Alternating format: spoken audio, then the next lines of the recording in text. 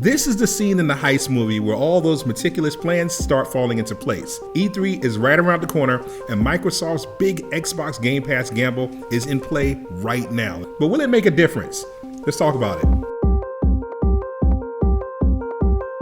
Obviously, when talking about Microsoft, we're talking about Halo, Forza, the big titles that we expect to see at E3 this year. Yes, I believe both of those titles will be out this year. But in previous years, the expectation was that it was always a competition between the best that Microsoft has to offer and the best that Sony has to offer. Microsoft just never met that challenge. They were never able to meet that high quality bar that Sony set. There's The Last of Us and there's everything else. There's Uncharted and there's everything else. There's Ghost of Tsushima and there's everything else. Sony's A caliber games, their AAA caliber games are second to none. Microsoft has been building those studios, those high-end studios that they bought a few years ago, and they just haven't had enough time yet to create those type of experiences that we expect. So they just need a little bit more time to incubate and make games. But for now, Microsoft's strategy has been wholly focused on Xbox Game Pass Ultimate. For $15 a month, you get Microsoft AAA first-party games. That would be Halo,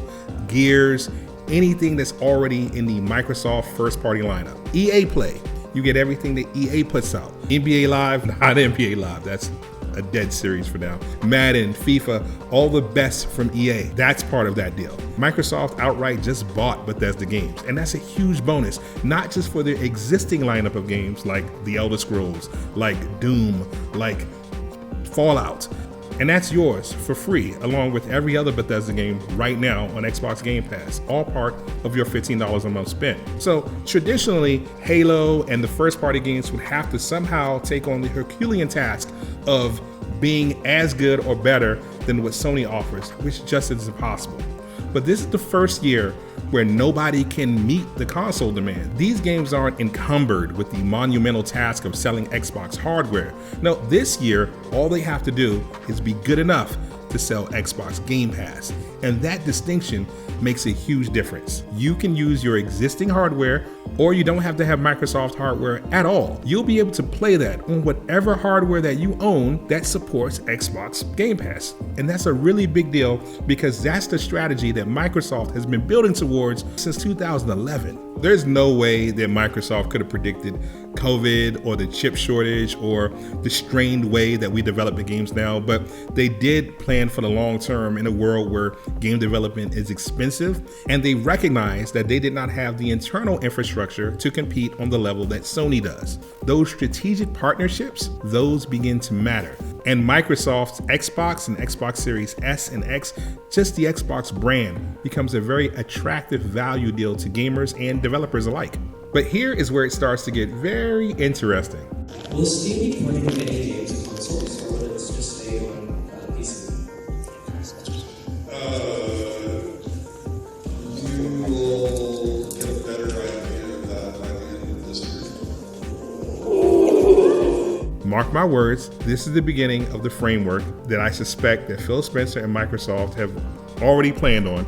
But all that stuff about not having VR on the platform, you can just toss that out the window. The Xbox Series S and X is really just a great mid to high level PC focused on gaming. I would not be surprised if at some point within the next 2 years, whenever Sony announces that PSVR 2 is available and they play their hand, Microsoft will announce that either the HTC Vive or, in the best situation, the Oculus Quest 2 will plug right into the Xbox, the Oculus Quest Store will work on the Xbox, and you can download Steam games and play them on your Oculus Quest through link cable directly into your Xbox Series S or X, probably the Series X.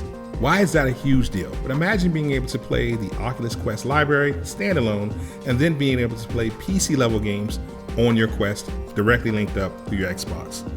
Best of all worlds, best of all situations. Will we be able to stream VR games directly to the Xbox? I think that's too early to tell.